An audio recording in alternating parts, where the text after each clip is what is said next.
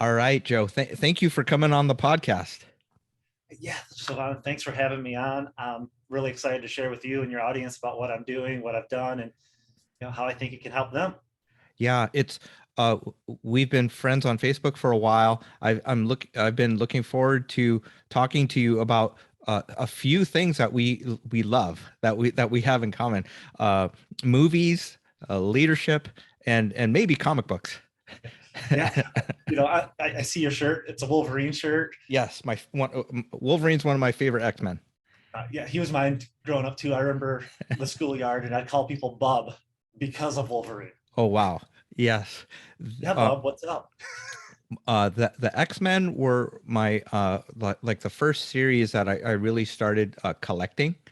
Um, there was a comic book store downtown, and I would take the bus downtown and transfer downtown or across, and I would start. This was probably 1982. I started like buying the current episode or issue, and then I would save money to start going backwards and buy back issues of X-Men. That would have been like the time to be alive and buying comics. So, yeah, I started in like 92, 93. Money from the paper out. Hmm. Went to the stores. We had one about 3-4 blocks from us. And, I think it was Wednesdays or Fridays was the day to pick up new comics, and Ah, the new that was ones. always the exciting day. Yeah.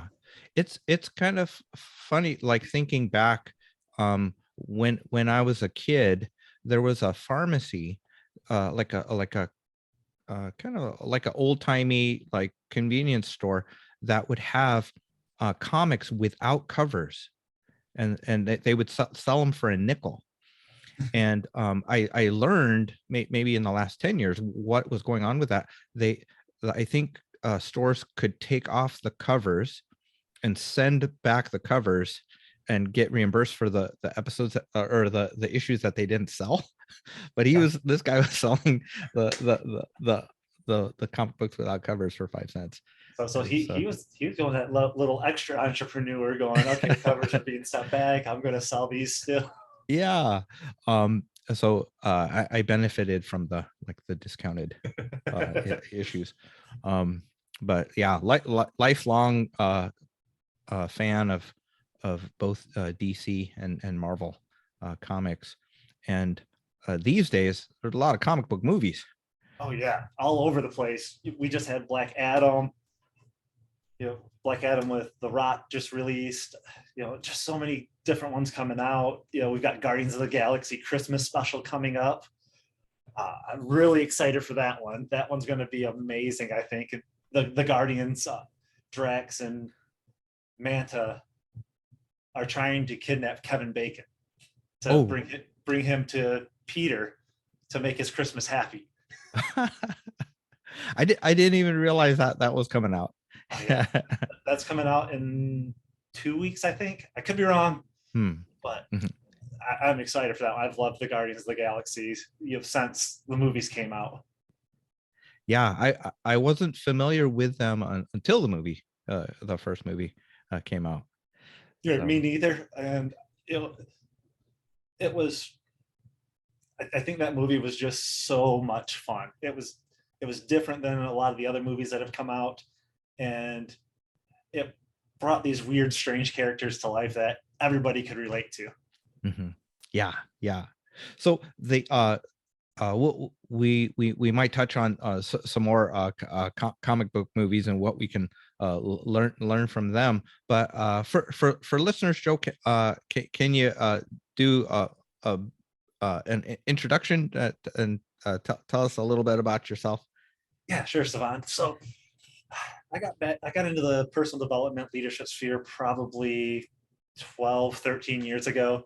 I was working in a family Christian bookstore, if you remember those, when I found Dan Miller's book, 48 Days to the Work You Love. Mm-hmm. And he put me on that path to personal development and figuring out what my next steps were going to be, how I could use the talents and the skills that God gave me to help others. And things started to fall into place. And I've been blogging for 12, 13 years now, and the audience keeps growing. I keep having a lot of fun. it's changed over the years. And one of the reasons it's changed is because now I focus a lot on leadership lessons from the movies.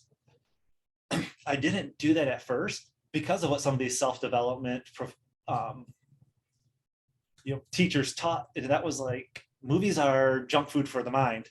Mm. And I cut everything out. I cut out movies, music, TV shows, because I was listening to these people telling me that, hey, you're not going to grow, you're not going to be successful if you continue to listen and watch this kind of stuff. Oh, wow. Then, I was reading Chip and Dan Heath's book, Made to Stick, and they talked about how stories stick, stats don't. And I was like, movies are just great stories. And so they're teaching us principles, they're teaching us life lessons.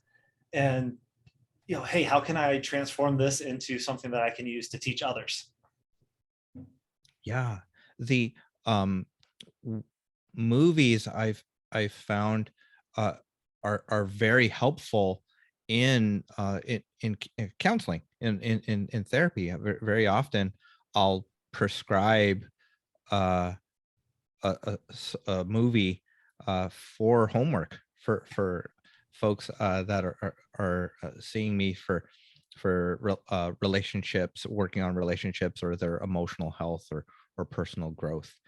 Um, the in your book, you kind of talk about uh, how it can be a challenge to kind of overcome that idea that entertainment or movies specifically are like junk food, or maybe even bad for you.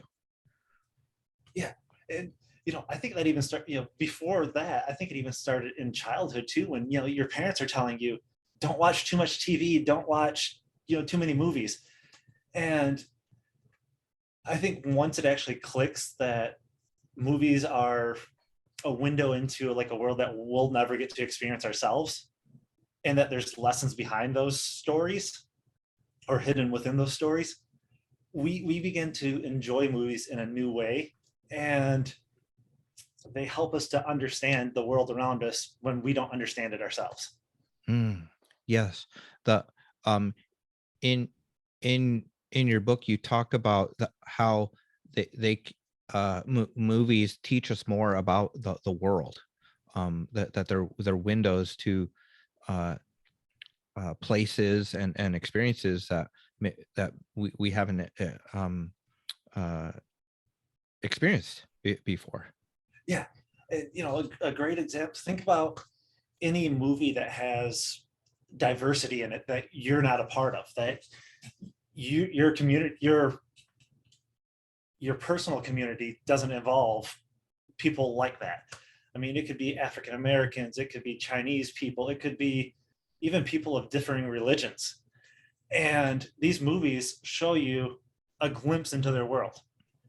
And one of the things I like is that a lot of times it shows them in a positive light, whereas we're we can be scared of people who are different than us. And by watching a movie, say, I think the movie was Love, that talked about the first interracial marriage. I think Loving, yes. yes. Hmm. And I mean, that gives us a picture into a world that almost none of us will experience today, where these two people came together, formed a relationship, and they had all of these struggles and hardships and hate being promoted towards them. Mm. And they overcame it. And now we get to take a peek into going, that existed, or that exists. Because Mm. honestly, there's still racism, prejudice going on in our world, but it gives us a glimpse into like what happens and how people are affected by that. Right. Yeah, I finally watched The Color Purple in the last month or two. Um, and boy, that it was so powerful, so tragic what people go through. Um, and and even movies like Selma or The Green Mile, where it's um kind of shocking to think that that was not so long ago, that that our country and people went through that those experiences. Yeah, it blows my mind that that was only 60, 50, 60, 70 years ago. And, you know, while I've lived in a pretty integrated area, my high school was just a mix of different ethnicities, to learn that this happened, only that long ago, that blows my mind sometimes. Mm-hmm. Yeah, I think one of my favorite parts about movies, or my favorite movies, involve people overcoming challenges or injustice, um, and it's very inspiring to see uh, the stories that movies um, uh, show us. Yeah, I think that's one of the reasons why most people enjoy uplifting, inspiring movies too, is because they make us feel better. And if you take a look, almost every movie ends on a positive note. There's very few that don't. It's always a happy ending. And, the few that do end on a negative note, it's kind of a weird, like, what did I just watch? How am I supposed to feel? But yeah, you're right. The uplifting movies, they help us. And I think that those uplifting movies can even help us, in our leadership, in our personal development lives. The one that comes to mind off the top of my head is, The Pursuit of Happiness. I don't know if you've seen that, Savon. With Will Smith. Yes. And, that movie was actually recommended to me by the owner of my wife's company when I was starting up a computer repair business. He's like, Joe, you have to go watch this movie. It's going to inspire you. It's going to help you understand some business mechanics, and you're going to, become a better business owner because of it. Unfortunately, I didn't listen to him at the time. And I Hmm. didn't watch the movie until about 4 years ago, which was about 10 years after I started the business Ah, and uh-huh. closed it. Yeah. But, had I watched The Pursuit of Happiness earlier, I could have seen and applied some of those principles for that character's life in the business that I was running. Mm. Mhm. Yeah. So, it sounds like how I am sometimes with book recommendations, and and um there's so many movies, there's so many books.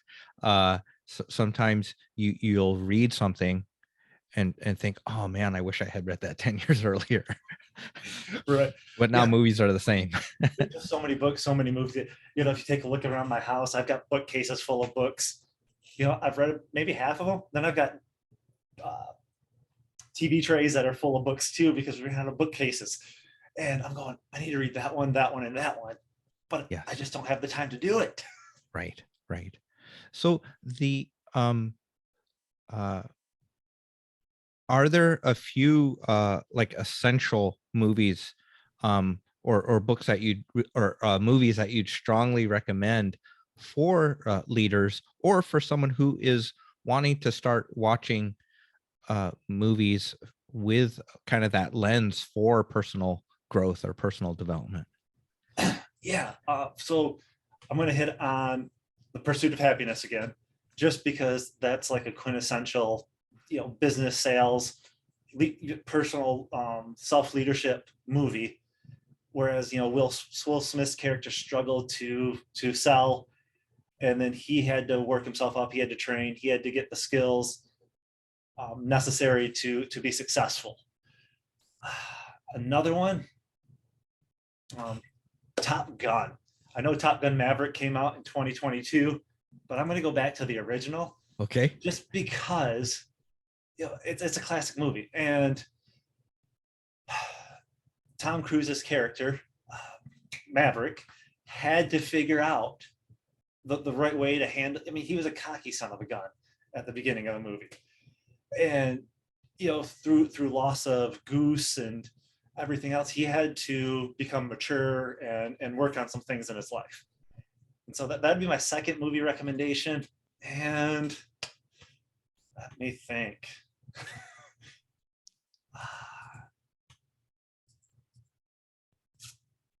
I'm going to go with the recent Black Panther 2 Wakanda Forever. We talked about it a little bit before our recording, but that movie was just powerful. And there were so many lessons that we could take away from it. And, one of those things I think is that we need to honor those people that have come before us. With Chadwick Boseman's passing before Black Panther 2 came out, before it was even recording, Marvel did such a great job paying tribute to an actor who came before whoever took over the role for him in Black Panther 2. Mm-hmm. And I'm trying to be a little vague there for those that haven't seen the movie yet. Right. But, right. It's called Black Panther 2, so there's going to be a Black Panther in it.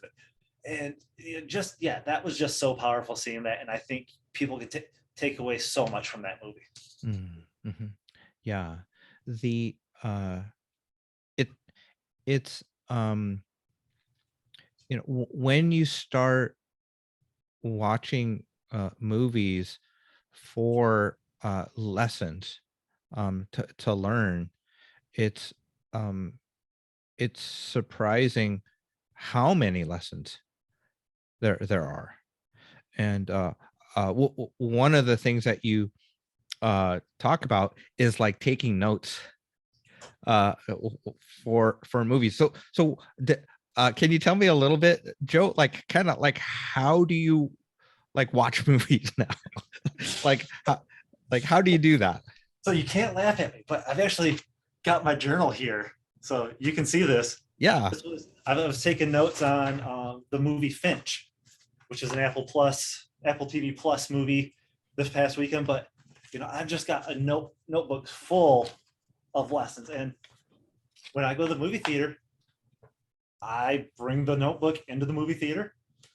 I'm watching the movie. I'll start scribbling down what I heard or what I saw. I'm trying to capture the quotes, some of the actions of the characters. And then I have to go home and transcribe all of that and figure out, hey, what was really a good lesson? What was kind of like in the moment, hey, I thought that was good, but that really wasn't. And, sometimes as you're watching a movie, what you think is a good character turns out to be the villain. So sometimes you got to go, wait, do I really learn from that person or not? Mm-hmm. Yeah. So you are literally taking notes. Yes. And capturing things. I think my wife laughs at me sometimes that I bring the notepad into the theater. We try and sit over to the left or to the right where there's a little bit of light along the hallway. Light. And so I can see the notepad as I'm writing down the notes. Mm-hmm. Yeah. Awesome. How long have you been watching movies trying to capture the lessons? Oh goodness, that's a good question. I want to say 8-9 years now. Once that flip switched in my mind, and I was like, movies can actually be inspirational and leadership encouraging, and be used for personal development. Yeah. So what are a few ways that you think that you've grown from this practice, from the real leadership framework? Yeah, so I think it's helped me realize, it's helped me grow my leadership personally. I've taken some of the lessons that I've seen in the movies. We're going to go back to Black Panther 2 because it's up on my screen right now, and it's making me think about what I'd seen in the movie, and I just watched it a couple weeks ago. So as the movie opens,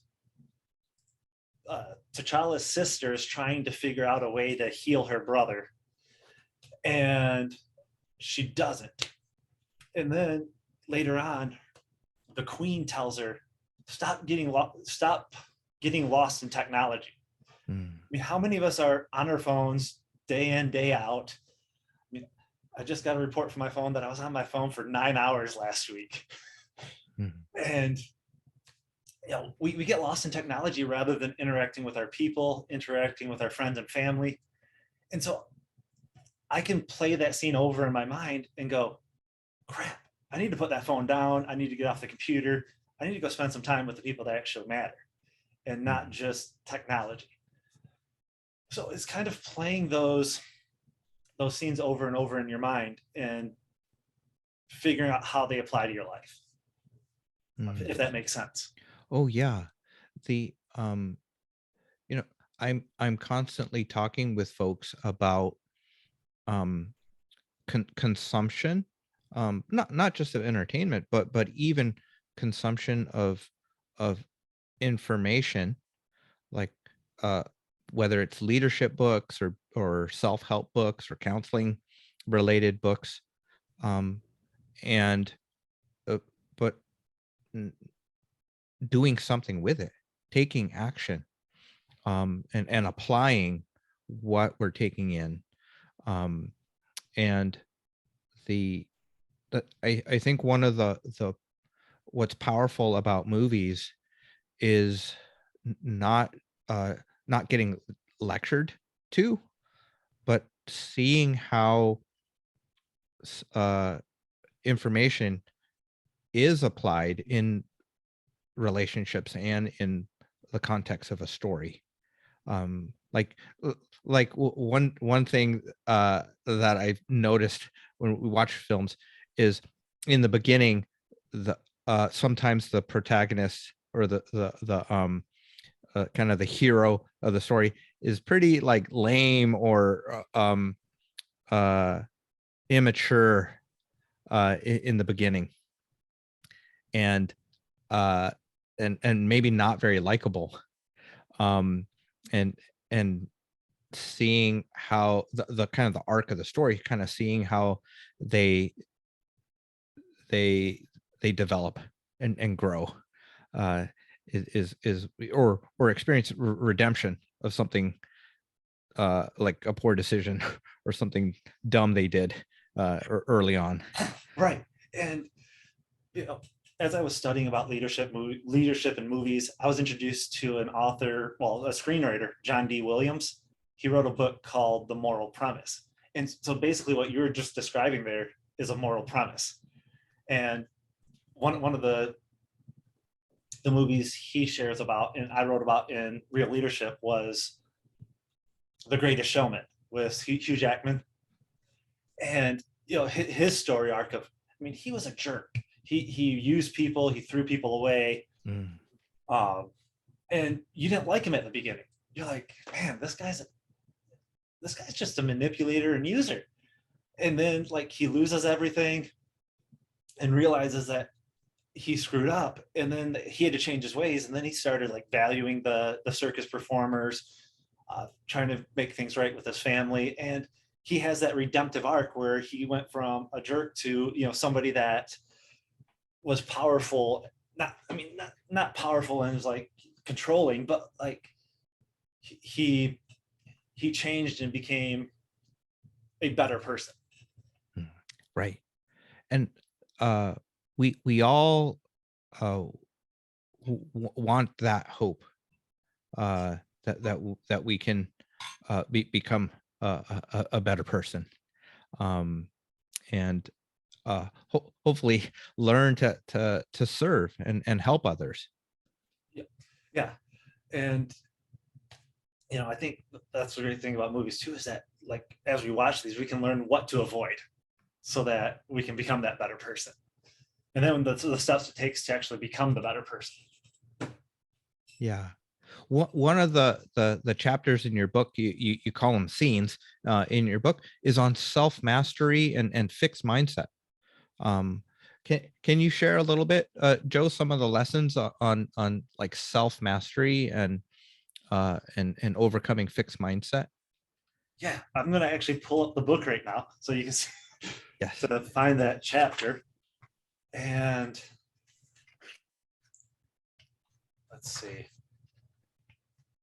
I want to share an example, you know, from a movie about that I used in the book. So I used the example of the Karate Kid. I think almost everybody's seen that movie. It's that classic 1980s, oh, action drama.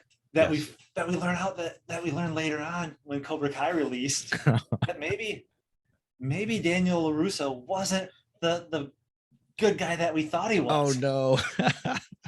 I don't know if you, I loved the Karate Kid when I was 15 years old, I think 14, 15 when it came out.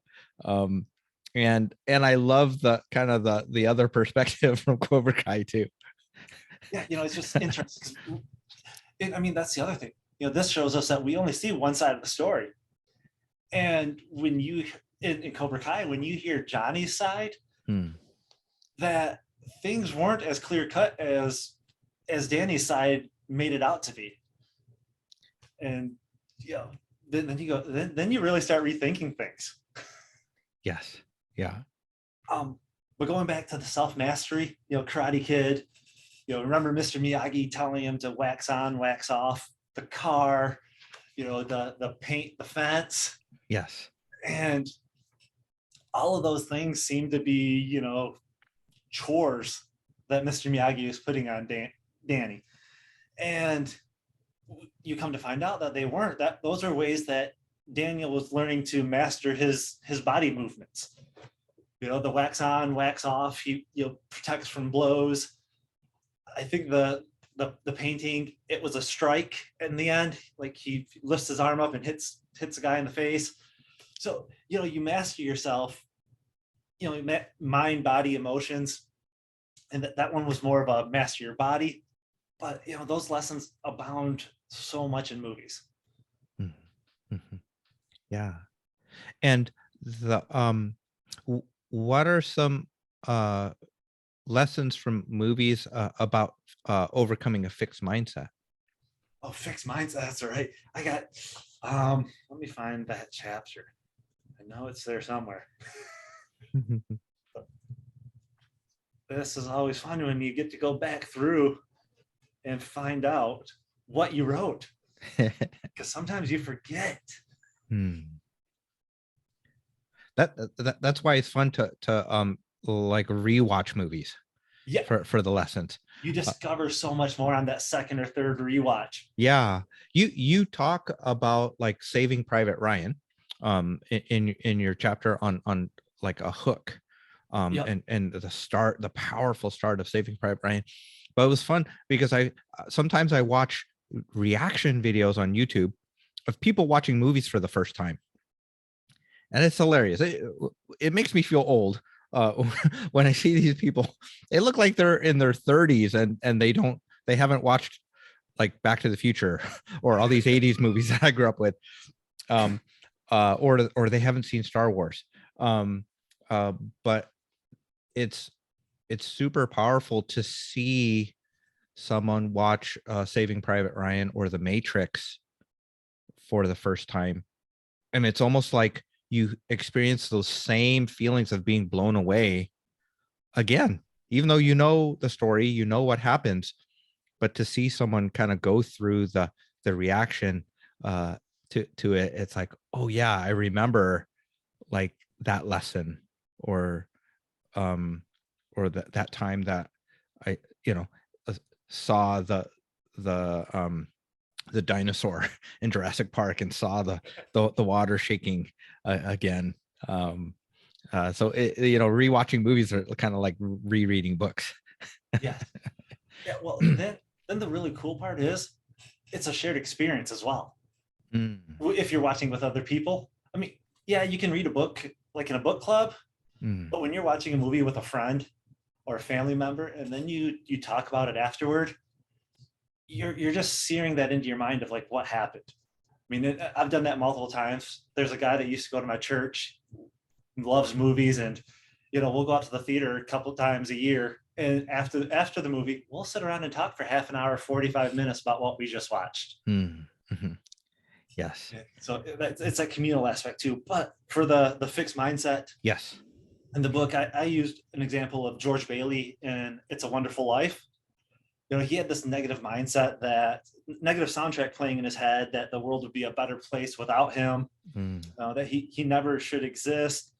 And, he was ready to jump off the bridge and commit suicide.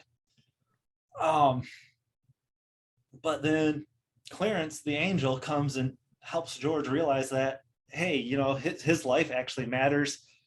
He's not a failure. He's not worthless.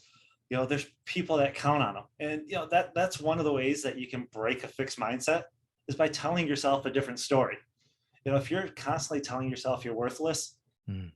what I want to encourage somebody to do then is tell themselves a different story, but tell them an actual story by finding the things that you've done well in the past and recounting them to yourself, so that you can go, wait, no, I didn't fail here, or there.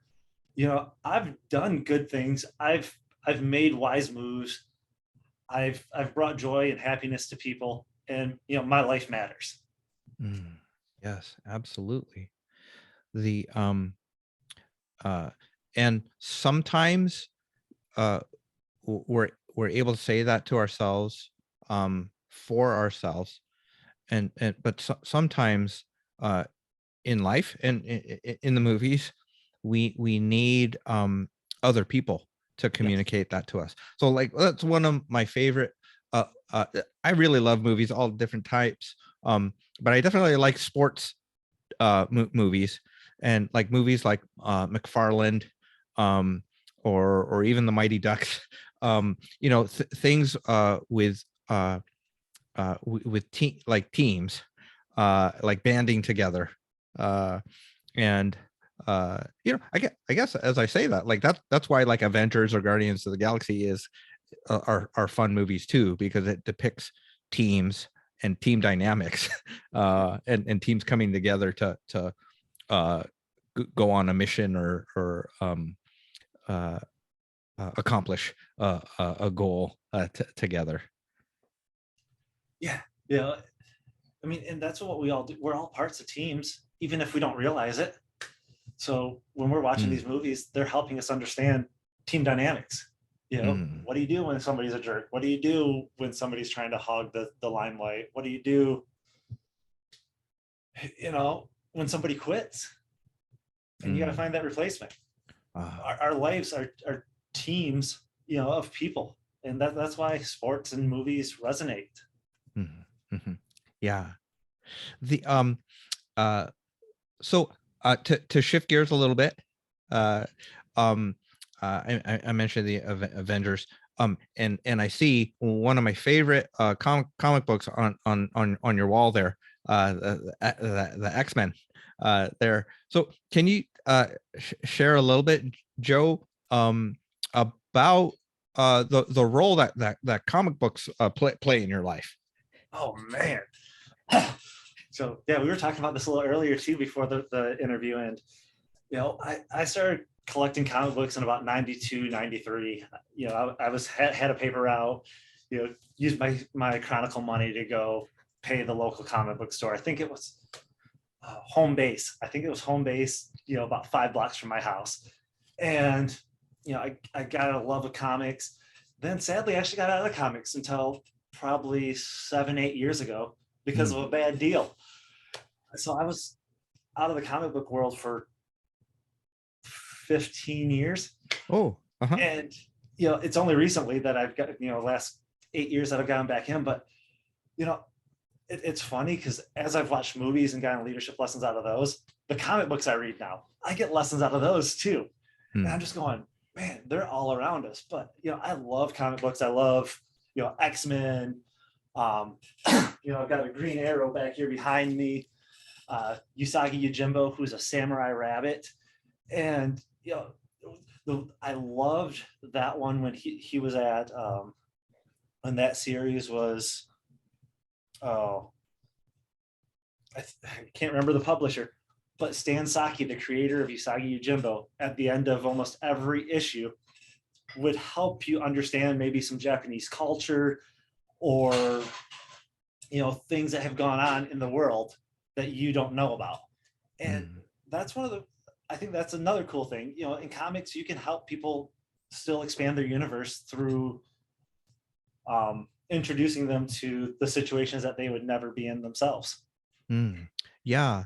The uh i- when I was growing up, it was Spider-Man and Batman. um it's kind of like good versus evil, and maybe a little campy, even with like the Batman TV show. But more and more comic books, graphic novels, they will be about so many different topics.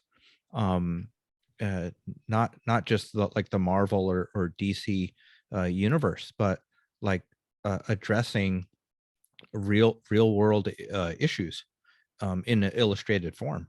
Right. Yeah. Well, I mean, even back then, I mean, you think about the X-Men.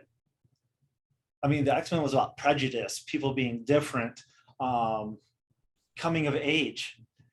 And when we were young, we didn't realize that that's what it was about. Now that we're starting to read as older adults, Mm. you know, we're seeing things taken to another level with new publishers. And, you know, one of my favorite publishers now is AWA. Um, they're a small press, creator owned projects. And the work that's coming out there is just fantastic. Mm. You What know, you like the illustrations or storylines both? it's both for the for this publisher. Um, you know, I was a big wrestling fan growing up. Mm. AWA put out the Crimson Ring, which was about a wrestler who's basically sold his soul to the devil to become champion. Mm. And it was, you know, 5 issues, and you see he was this good wholesome boy, sells his soul to the devil, becomes champion, and then everything falls apart on him. Mm. And it was just the story was just great. I mean, they've got Erratic, which is about a young boy who gets these superpowers that only last a few hours, and you know he's got to use, it may actually only be like 10-15 minutes now that I think about it, but he's got to use these powers and defeat the enemy before he's weak again. Mm. And they're just so cool. And I believe almost every series that they have right now are short little arcs, 1 to 5 issue or 5 issues or less. And you know, they're giving creators and creatives a place to develop their skills. Fun. I'll have to check out their website. Yeah. Yeah. You know, like I said, you know, Erratic, I'd definitely recommend that. Crimson Ring gets a little gory, but it was a good story. Nice. So as we wind down our time, Joe, any last thoughts for listeners about real leadership or movies and leadership? Yeah, I just hope you guys will take a look at movies in a new light after this, that you can look at them and go, man, I can take something away from this movie that I can apply in my life, my organization, my family, or even my church. And as you begin looking at these movies differently, you're going to see these lessons, not only in the movies, but in everything else around you too. You know, any other entertainment that you enjoy, your day-to-day activities, you'll even be able to pull lessons out of nonfiction books better, is my personal belief. Because you're looking for these things now, and you know, through that you'll grow like you've never grown before. Awesome. You know, learning more about leadership is basically learning more about life and people. So really appreciate your book. I've enjoyed your recent blogs on Black Adam and Wakanda Forever. So I'm definitely gonna link to that in the show notes. How do folks connect with you, Joe? And do you have anything else coming up the rest of the year or in this next year? Yeah, so you can connect with me on Facebook, Twitter, LinkedIn. Look for Joseph. I think I'm Joseph Lalonde under all of those platforms. I always have trouble remembering my handles, but if you look Joseph Lalonde, you'll find me. As for things that are coming up, you know, it's crazy to think right around the time this podcast episode is going to release, Real Leadership will have its 1-year anniversary of being released. I have another book in the works right now. I'm waiting on the cover design from a local author or artist. Um, it's going to be leadership lessons from the Predator movies. Oh, wow. And I did that because I also have a leadership lessons from Rambo book that I bring to conventions. And while I love my real leadership book, the book that gets all the attention is the Rambo one because it catches people's eyes. Mm. And Hmm. with Predator, they just released Prey on Hulu. I saw that. It was amazing. I'm surprised they didn't put that in the theaters. Yes, I'm like, they made such a bad mistake not releasing it in the theater. It was a It was beautiful movie. so good. Yeah. It ranks right up there with Predator 1, I think. I was like, I was watching it just in shock of like, how'd this wind up on Hulu? Right. Not that Hulu's a bad place to be, Mm, but it's just like, man, this could have been movie theater quality. And absolutely. then I haven't started yet, but I'm working on a real leadership parable as well. So there's, it's going to be a story about a leader who's struggling and needs some help, Ah, and he has a mentor come alongside him that encourages him to go watch the movies. kind of And like a Patrick Lencioni style with a yes, fable, very similar to leadership that. fable. Hmm. Yep. And Mhm. then once that's done, I want to translate it into a graphic novel or manga Mm. style. So it's going to be this kind of fun dual book. Very cool, Joe. Um, thank you again for coming on the show. It's great to finally talk with you. I hope we get a chance to chat more about comic books and the next books that you have coming out. Yeah, Savon, it's been my pleasure. Thank you for having me. I almost forgot. I have a special giveaway for your listeners. Oh, sweet. So if they go to my website, jmlalonde.com/Savon, I'll have a special giveaway about a short ebook of leadership lessons from movies that I think they'll enjoy. Oh, that's so cool. Thank you so much. Oh, you're welcome. My pleasure. All right. Take care. We'll see you You too. again.